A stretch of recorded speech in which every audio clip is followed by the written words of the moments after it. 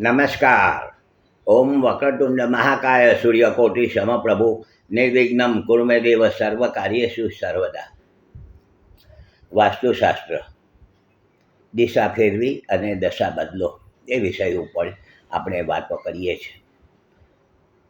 આગલા એપિસોડમાં આપણે આ બધી થોડી વાતો કરી ચૂક્યા છીએ કે જે દિશામાં જે વસ્તુ હોવી જોઈએ એ દિશામાં એ વસ્તુ ના હોય તો આપણે આપણા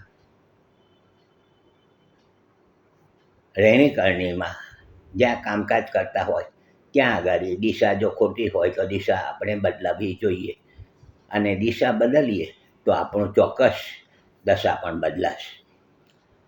જ્યોતિષ અને વાસ્તુશાસ્ત્ર બે આજે સાથે ચાલે છે. એકલું જ્યોતિષના આપણા ગ્રહો સારા હોય અને આપણે નિશ્ચિંત થઈ જઈએ તો એ બધી વસ્તુ નથી. જ્યોતિષના ગ્રહોના હિસાબે આપણું સારું ચાલતું હોય દાખલા તરીકે, પરંતુ આપણું રહેણીકરણી ખોટી દિશામાં હોય, વસવાટ ખોટી દિશામાં હોય, આપણે જ્યાં કામકાજ કરીએ છીએ ખોટી દિશામાં ચાલતું હોય તો ઘણી વખત આપણી જે પ્રગતિ થવી જોઈએ તે નથી થતી. આપણી જે કંઈક હાંસલ કરવું છે તે પ્રમાણમાં થતું નથી.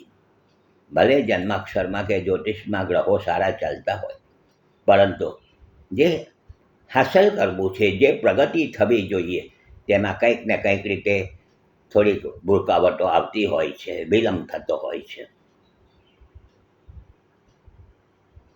અને કેટલીક વખત કામકાજ સારું ચાલે છે, આપણા ગ્રહ સારા છે, ધંધો સારો ચાલે છે, પરંતુ ઘરના અંદર જે શાંતિ મળવી જોઈએ,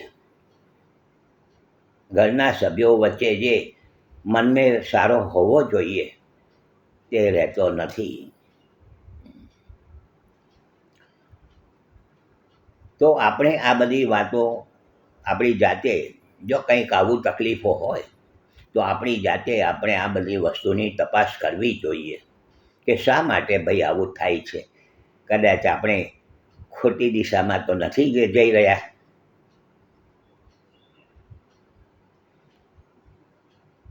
દિશા ખોટી રહેતા હોય, ખોટી દિશા હોય તો આપણા હાથમાં છે પરિવર્તન કરવાનું.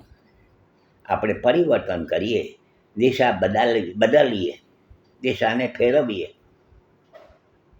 જેટલું થાય એટલું કરીએ. એવું નથી કે બધું જ આખું કરી દો. જેટલું આપણાથી થાય એટલું આપણે પરિવર્તનો કરીએ તો મને એમ લાગે છે કે આપણને જે કંઈક તકલીફો છે, રૂકાવટો છે, ચાહે તો આરોગ્યના પ્રશ્ન હોય કે જો તો કાર્યક્ષેત્રમાં, પરંતુ આપણને એની અંદરથી લાભ થતો હોય છે, મુશ્કેલીઓ દૂર થતી હોય છે, તકલીફ દૂર થતી હોય છે. બધી જ વસ્તુ કંઈ આપણે જાણતા હોતા નથી, અને જેવા તેવાને પૂછવાનું નથી. કોઈ હોશિયાર જાણકાર વ્યક્તિ હોય ને આપણે હોશિયાર હોય તો આપણી જાતે કરવાનું છે, કશો વાંધો નથી. એવું નથી કે કોઈને પૂછીએ ને આપણે કરીએ. આપણી જાણકારી હોય તો આપણી બુદ્ધિથી પણ આપણે કરી શકીએ છીએ. તો આ રીતે પણ જો તમે પરિવર્તનો કરશો, દિશા ફેરવશો, દશા બદલાશે. કહેવાનો આશય એ છે કે જે જગ્યાએ જે વસ્તુ હોવી જોઈએ ન હોય તો આપણે એમાં થોડાક પરિવર્તનો કરીએ અને સુખ શાંતિ તરફ એક ડગલું આગળ વધીએ.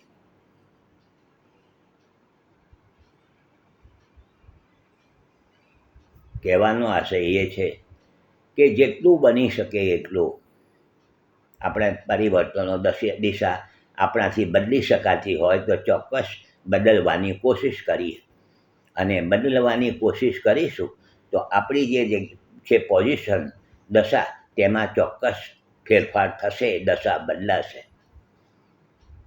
આ બહુ સરળ વાત છે, સીધી ને સરળ વાત છે. હસમુખલાલ ઝવેરીના સૌને નમસ્કાર.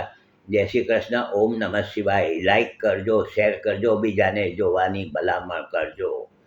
જય શ્રી કૃષ્ણ.